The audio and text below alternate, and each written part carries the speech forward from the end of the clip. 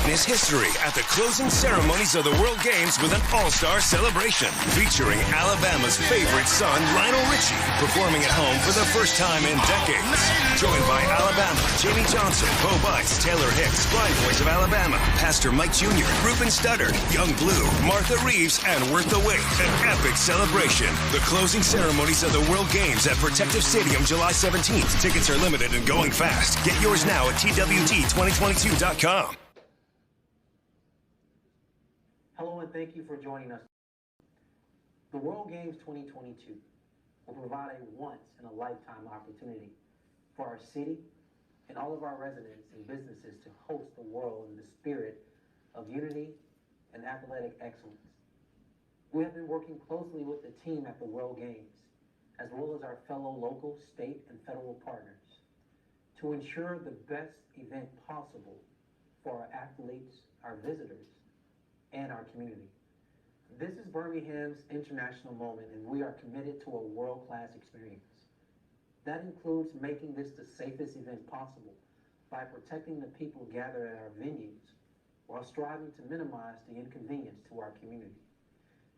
The size and scope of this event in our city will require certain locations to be blocked off to ensure security at its peak.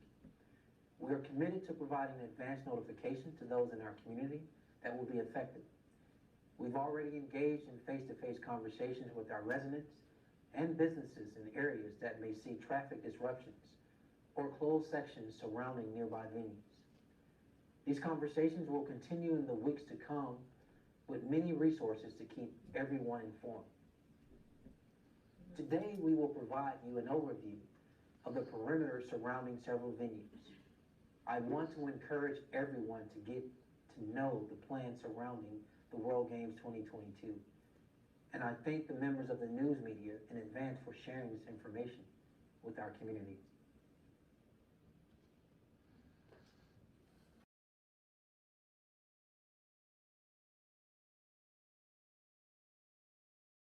For the city of Birmingham. We have talked to you today. We'll do some Q&A immediately afterwards. We're going to have a presentation with our monitor here and some images on the screen, which will help as we discuss this. As you heard from the mayor, the city has identified secure perimeters and road closures which will be implemented during the World Games 2022, which takes place July 7th through July 17th. Now, those perimeters determined by Birmingham Police in partnership with our federal law enforcement coordinator and World Games Birmingham organizing committee will ensure that level of safety and security essential for a multi-day, multi-location international event. We're very excited to be in this partnership with the World Games, and I'd like to pause now and introduce Chief Operating Officer Jay Caston. Good morning, everybody. As Rick and the mayor alluded to, this is a large event. This is the largest international sporting event in the history of Birmingham and the state of Alabama. With big events come big responsibilities, and making sure that the safety of all the 3,600 athletes from over 100 countries is of the utmost importance. And so we're grateful for the support from the federal agencies and the local and state authorities as well. With this being a Tier 1 rated event appointed by the Department of Homeland Security, that means that certain precautions need to be taken, and we're doing everything we can to ensure the safety of everybody that's involved, but also ensure the fan engagement and the fan safety is important as well. In the coming weeks, we'll be discussing a transportation plan that will help to accommodate all of this. Will help people to get around all of our neighborhoods and also different park and ride lots, and we think that'll be a transformative idea, hopefully, for future events in the city of Birmingham. So with that, I will pass the mic along. Thanks, Jay. And before we introduce our next speaker, as Jay mentioned, with this being a Tier 1 event, that means it's a level of security that we've never seen in Birmingham or Alabama. And that is all focused on with the acknowledgement of we want to make this a great experience for everybody who comes. A couple of things to let you know. That means making sure that all of our residents and all of our businesses know. Over the last few days, we have actively met with up to 150 individuals in particular neighborhoods and locations that will be affected. We have had door-to-door teams that have gone out, passed out letters, left door hangers to say, sorry we missed you, please contact us. And we will continue those conversations over the next weeks as we move forward with this. And that will be our commitment to everybody. We will have as many resources as possible. With that now, let's go on and talk a little bit about the perimeters and the road closures. I would like to introduce Kelvin Blevins. He serves, well, I'm going to tell you, I know you got a couple of hats, but he serves as our Deputy Director for the Birmingham Department of Transportation. Kelvin? Good morning. My name is Kelvin Blevins, and I serve as the Deputy Director for the Department of Transportation for Birmingham. I also serve as the Transportation Director for the World Games.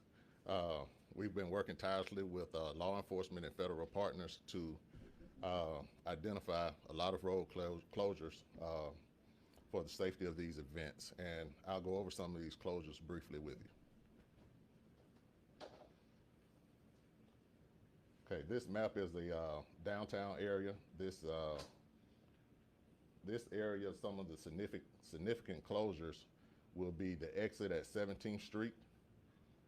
That's the I-59 exit at 17th Street. You will not be able to make this left turn onto Abraham Woods. Abraham Woods will be closed from 17th Street to 25th Street North. So that is one of our significant closures. It's the exit ramp. One of the other exit ramps that we're working with ALDOT with is the 25th Street exit ramp. You'll be able to exit 25th Street, but you will not be able to get onto the ramp at 25th Street. So this is another significant closure. So this is 25th Street ramp that takes you to I-59 eastbound. So that's the significant closures in the downtown area. We do have some closures on 12th Avenue North around Protective Stadium. So 12th Avenue North around Protective Stadium will be closed from Caraway to Shuttlesworth. That is one of the closures there. The ramp at 11th Avenue North will be open for spectators to get on the ramp to go to the three major intersections, I-59, I-65, and I-65 South. Kelvin, Yes, sir. if I may jump in too, just to acknowledge, and Kelvin, correct me if I'm wrong, when you look at these kind of the red locations, those are road closures at that spot, that essentially creates the perimeter. I mean, you may be able to point it kind of around, but so you'll see that basically is the perimeter that is going to be closed off to vehicles only. This will be a pedestrian event. People will be able to walk through, but that gives you an idea of all the closures all the way around. And so if you connect the dots with all of those red locations, you will have the perimeter that's designed. And we'll have a digital file that we can send to you as well to let you know. I think one thing to point out, though, is there's a lot of businesses and different residents that fall within these closures. And as Rick alluded to, we're informing them and letting them know what the plans are to accommodate them. So don't want to get that necessarily twisted. Yes, next slide. This slide is for Railroad Park. The significant closure for Railroad Park is the 1st Avenue South in front of Railroad Park. So there'll be a barricade placed on 14th Street to 18th Street. The blue lines are temporary closures for the duathlon. So as riders, bikers go through those roadblocks, then that section will open back up. But the red lines are barricades, and also 16th and 17th Street will also be closed going into the Railroad Park. Next slide. This is Avondale Park. Significant closure on Avondale Park is 5th Avenue South in front of the park. So that closure will be from right outside 39th Street to 42nd Street, that closure. There'll also be a partial closure here on 41st Street leading up into the park. Residents will be allowed to travel here around these closures. There are, if I can touch on that again, you'll notice that there are some residents that will be inside the perimeter. that there will be a credentialing process, and we've already told them that that'll be coming in the next few weeks. We will provide more detail, but there'll be a credentialing process for them to be able to enter the perimeter. There's also some on Fifth as well that fall into it, but there is a location in the back. They have access to their alleyway for property, and some of them use that back alleyway as well. So that's one of the key parts we want to stress to everybody as well. Next slide. This is Bessie Estelle and the UAB closure. Significant closure for travel. It's a partial closure of University Boulevard mid-block from 14th Street to 16th Street. The right lane will be closed until you get to 16th Street during the World Games time. Another significant closure is at Bessie Estelle Park from University Boulevard to 10th Avenue South or 9th Avenue South will be closed around the park. This is St. Eliza's Church. They will be able to access that area, and the residents will be able to access around those closures.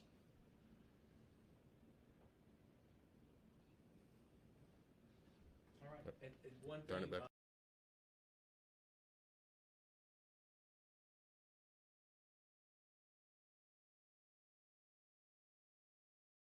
Park, First Avenue South. That is going to Kelvin for a moment. Is it July 12th? Is that the closure date for First Avenue South? First Avenue South will be July 12th at that night of July 12th. Yeah, so it'll be the night. So that one won't be for the whole games. It'll be the 12th through the 17th for that one.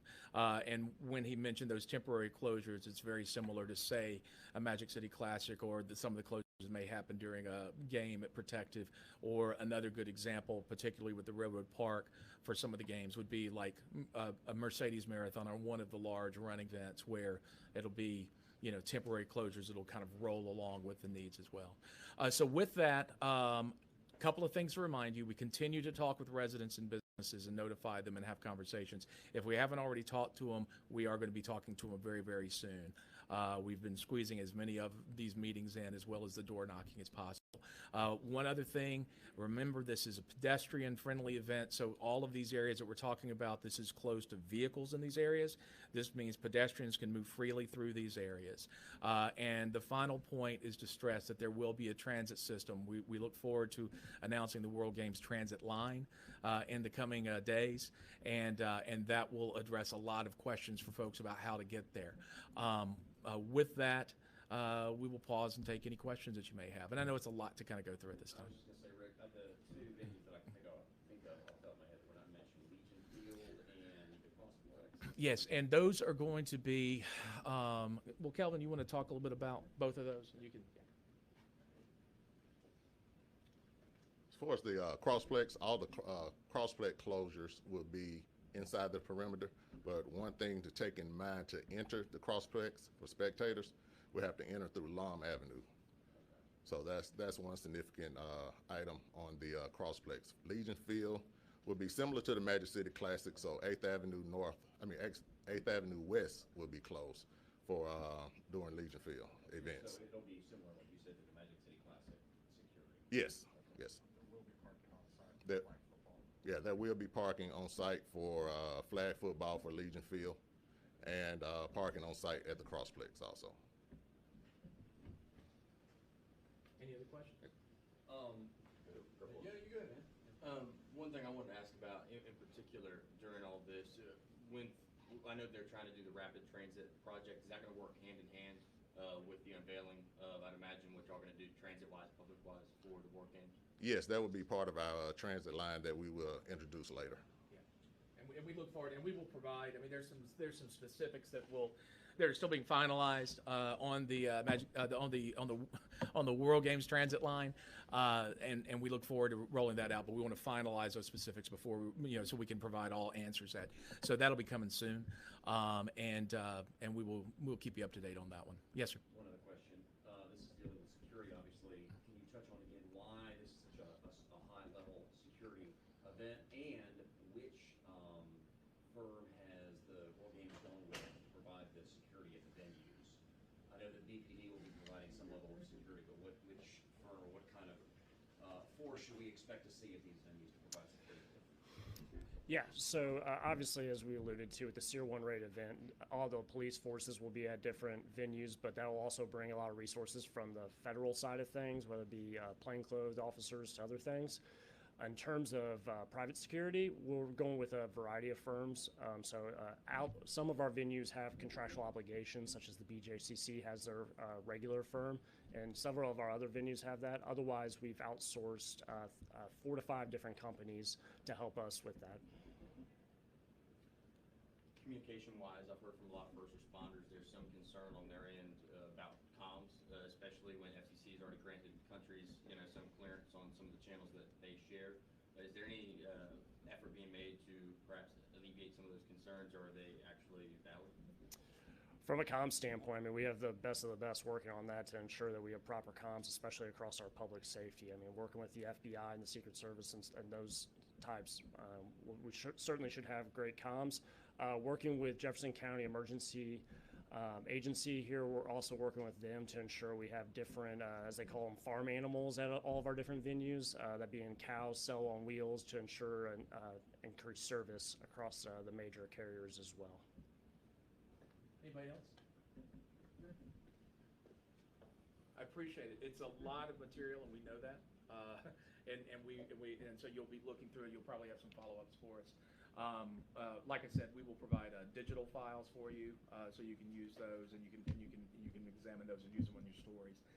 And we will do a follow-up with a native file for you with the mayor's comments as well.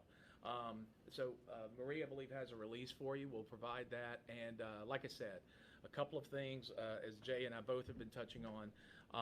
We look forward to introducing a World Games transit line to you in the very near future. We think that this is going to be one key aspect of the games, and we're very excited for what is coming together with that in utilizing all the strengths that we can to make it an event that is easily accessible. It is going to be fun for everybody, and it's going to be a safe and secure event. In addition to that, like I said, we will continue to communicate with the residents most affected and the businesses most affected by these closures. Obviously, when you talk about a large perimeter in downtown Birmingham, moving into the northern part of downtown Birmingham, that will impact a lot of folks. One of the reasons that we're rolling this out 2.5 months in advance is because we want to get folks thinking about some of the changes that will happen during July, the first half of July, so they can make their plans and move forward with that. So with that, thank you, everybody. We appreciate it. We look forward to holding another update with you very, very soon. Okay?